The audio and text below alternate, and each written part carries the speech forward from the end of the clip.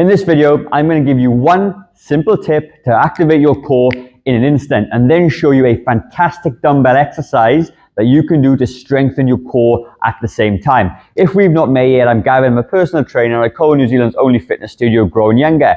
And many of our clients come into our facility and they have very, very weak cores. And when you have a weak core, it translates into a whole host of issues like sore back, unable to carry things, unable to support your body, and lots of aches and pains. And one of the biggest things that I see, even when trying to give our clients core exercises, that they can't activate their core at all. And I'm going to share with you the tip I share with them so that you can activate your core and get a stronger core as a result.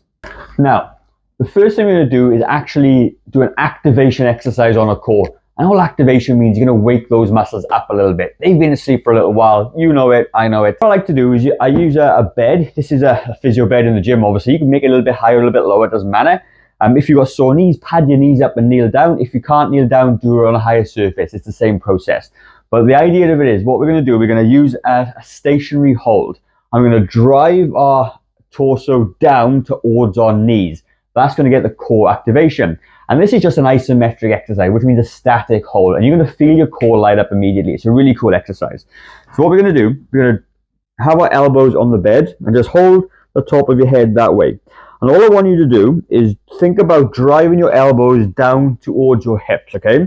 And as you drive it down that way, you feel, and even it's hard to talk now, you feel the core and the abs just sort of switch on a little bit.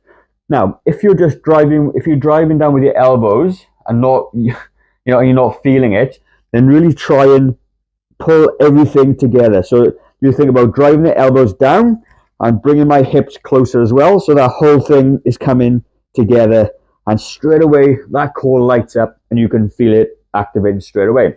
And then what you're going to do is just going to hold it for about 15, maybe 30 seconds if you can, and then you're going to release that movement.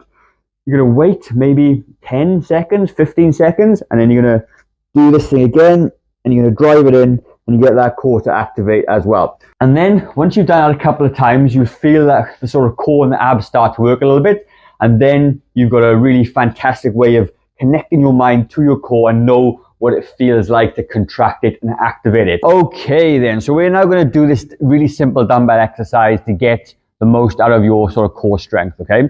Now what I will say, the core is made up of a lot of different muscles, right? I'm only working in one plane right now, and I'm working on the flexion of the spine, okay? Now there are 2 other videos I'm going to make on the same topic, and if you would like me to, or be the first people to see these videos, comment part 2 down below, and as soon as I record that video, I will link it in here so you can see it, okay? So just understand there's a couple of facets of this. I don't want to waste a whole bunch of time in this video doing it.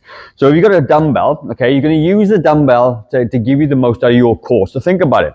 When people are doing crunches, they're doing this kind of banging away here. They're not getting a lot out of it, okay? And you may find then that you're not getting the activation. You might be hurting your neck, all that sort of thing.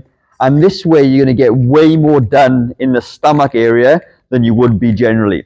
And you think by using a weight, it's going to be harder, but hear me out. This becomes a counterbalance, all right?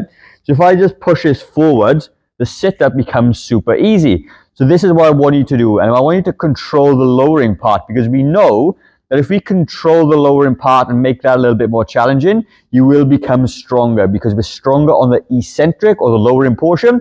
So that's what this is about, okay? So it's not about trying to crunch up. I can't probably do it that well. So you're going to use the dumbbell. You're just going to push yourself up to your knees, bring it to your chest.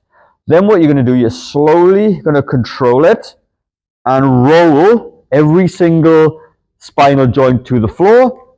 Come back up a little bit, put it back to your chest, and roll it back down. And after you've done that core activation exercise, you will start to feel your abs and your core really, really light up, okay?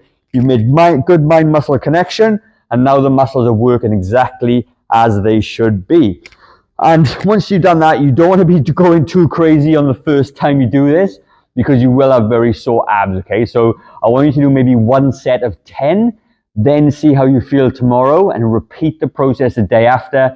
If you're really sore, give yourself an extra couple of days to do it, but this is going to be a really good way to do it. So you activate by driving your elbows down towards your hips, get the muscles to work and switch on so you know what it feels like. Come to the floor, use a dumbbell, sit up using it as a counterbalance, and then roll it back down onto the mat to get the eccentric portion or the lowering part of the portion to do all the work so you can get a stronger core. I'm going to leave a video in the top corner of how to activate your glutes to help you relieve some back pain. So go over there and I'll see you in the next video.